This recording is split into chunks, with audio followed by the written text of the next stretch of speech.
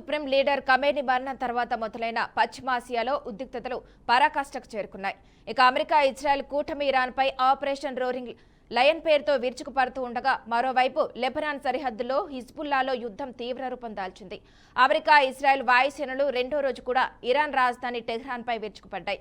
ఇక Iran intelligence ఏజెన్సీలు, revolutionary guards ప్రధాన కార్యాలయాలే లక్ష్యంగా ఈ దాడులు జరిగాయి. రాజధాని నగరంలోని ప్రభుత్వ భవనాలు బాంబుల తాకిడికి ధ్వంసమయ్యాయి. ఇక ఇదే అంశానికి సంబంధించి మరింత సమాచారాన్ని మా మేనేజింగ్ ఎడిటర్ చిదంబర్ అందిస్తారు. చిదంబర్, చెప్పండి, ఈ అంశానికి సంబంధించిన అప్డేట్ ఏంటి?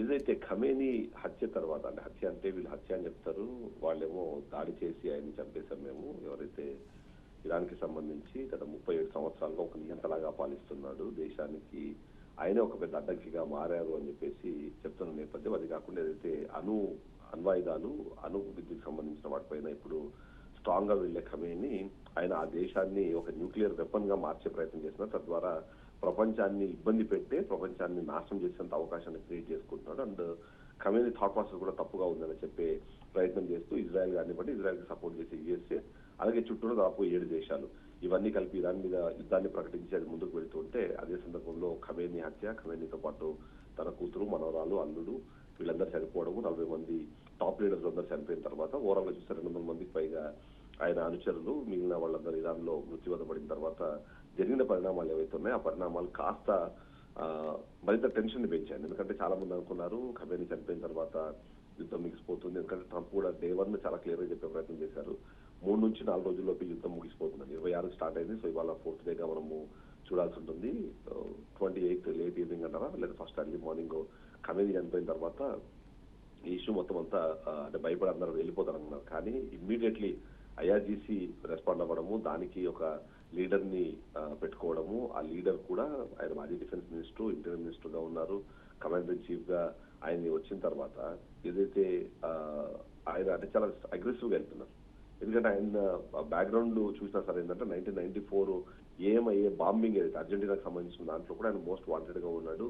యుఎస్ శాంక్షన్స్ కూడా అవసరం ఎదుర్కొన్న నేపథ్యంలో ఆయన ఖచ్చితంగా హార్డ్ లైన్ స్టాండ్ అనేది ఉంది అని చెప్పడానికి అదొక ఎగ్జాంపుల్ గా ఎవరైతే అహ్మద్ వహీదీ ఆయనని చేయడం, ఇంకా ఖమేనీ కుమారుడు ఎవరైతే ఉన్నారో మెజ్దబా ఖమేనీ కొత్త సుప్రీం లీడర్ గా నియమించే ప్రయత్నాలు జరుగుతున్న నేపథ్యంలో కూడా చాలా స్ట్రాంగ్ గా వీళ్ళు వెళ్లాలనే ప్రయత్నం చేస్తున్నారు. అందులో భాగంగానే ప్రతీకార దాడులు అన్నవి ఇంకా పెంచారు ఇప్పుడు, అంటే అంత ముందుతో పోలిస్తే ఇంకాస్త అగ్రెసివ్ గా వెళ్తున్నారు. అందులో ముఖ్యంగా ఏదైతే ఇరాన్ అయితే రిటాలియేటరీ దాడులన్నీ మరింతగా తీవ్రతరం చేయడం కానివ్వండి, గల్ఫ్ దేశాల్లో యుఎస్ బేసెస్ ఎక్కడైతే ఉన్నాయో వాటి మీద, అంతేకాకుండా సివిలియన్ ఏరియాల పైన కూడా మిసైల్, డ్రోన్ దాడులను కొనసాగించడం చూస్తే మాత్రం అంటే వీళ్ళు అగ్రెసివ్ గా వెళ్తున్నారని తెలుస్తుంది.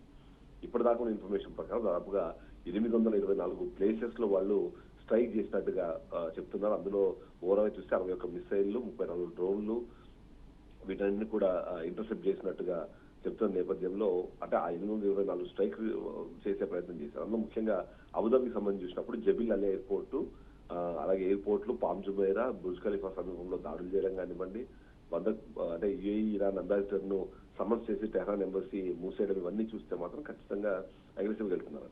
అక్కడతో ఆపకుండా ఖతార్ మీద కూడా దాడులు చేయడం, అల్లుదేబాద్ ఎయిర్ బేస్ ఏదైతుందో అక్కడ సమీపంలో దాడులు చేయడము, అలాంటివన్నీ కూడా చేస్తున్న నేపథ్యంలో వీళ్ళు స్ట్రాంగ్ గా వెళ్తున్నారు అనేది చాలా క్లియర్ గా అర్థమవుతోంది.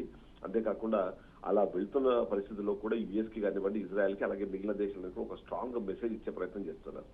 సో ఏంటి ఇవన్నీ ఎందుకు ఇలా చేస్తున్నారు అంటే, ఏదైతే మీరు మా దాడిలో మా సుప్రీం లీడర్ ని చంపే ప్రయత్నం చేసినప్పుడు మేము ఖచ్చితంగా రిటాలియేట్ చేయాలి అనే విధంగానే కొనసాగుతున్నాయి. అంతేకాకుండా చాలా స్ట్రాంగ్ హోల్డ్ ఎక్కడెక్కడైతే ఉందో ఆ హోల్డ్ అన్నింటినీ కూడా నిలుపుకునే ప్రయత్నం అయితే ఖచ్చితంగా ఖమేనీ చేస్తున్నారు అనేది అయితే మనకు అర్థమవుతుంది. ఆ విధంగా చూస్తే మాత్రం బాలిస్టిక్ మిసైల్స్ చేయడం కానివ్వండి, మిగిలినవన్నీ కూడా కంటిన్యూ అవుతున్న నేపథ్యంలో ఇది ఇంకొక యుద్ధ వాతావరణం అయితే పూర్తి స్థాయిలో క్రియేట్ చేసింది అనేది మనకు అర్థమవుతుంది. ఇక కేవలం అది అక్కడే కాకుండా యుఎస్ మీద, యుఎస్ బేస్డ్ ఏవైతే ఉన్నాయి ఆ బేసెస్ అన్నిటి మీద కూడా దాడులు చేస్తున్నారు, ఇజ్రాయెల్ ని సర్వనాశనం చేస్తామని చెప్పే ప్రయత్నం చేస్తున్నారు. ఇక వీటిలో మోస్ట్ ఇంపార్టెంట్ థింగ్ ఏంటంటే, ఏదైతే ఈ ఆయిల్ ఇక్కడ నుంచి అంటే ఇరాన్ దగ్గర నుంచి వెళ్లే ఆయిల్ కి సంబంధించిన దాన్ని కూడా ఆ దారిని మూసేశారు. సో దానివల్ల చాలా ఇబ్బందికర పరిస్థితులు ఉన్నాయి. సో దానివల్ల రాబోయే కొద్ది రోజుల్లో ఆయిల్ ప్రైజెస్ రైజ్ అయ్యే అవకాశం ఉంది. షిప్పింగ్ ఇండస్ట్రీ ఇబ్బంది పడే అవకాశం ఉంది. అది కాకుండా ఇప్పటికే ఇరాన్ అలాగే ఇజ్రాయెల్ మీద నుంచి వెళ్ళకూడని నేపథ్యంలో ఎయిర్ ట్రావెల్ సంబంధించిన డిస్టర్బెన్స్ అన్నది కంటిన్యూ అవుతోంది. ఇక గల్ఫ్ దేశాలు ఏవైతే ఉన్నాయో సెల్ఫ్ డిఫెన్స్ వాళ్ళు చేసుకునే క్రమంలో వేరే దేశాలకు సంబంధించిన ఫ్లైట్స్ కూడా దాని మీద నుంచి ఎగరకుండా ఆపుతున్న నేపథ్యంలో మొత్తం గ్లోబల్ ఇంపాక్ట్ అయితే దీని మీద డెఫినెట్లీ మనకు కనిపిస్తుంది అని చెప్పాలి. ఆ కారణంగానే ఇది ఇంకా కంటిన్యూ అవుతుంది అనేది.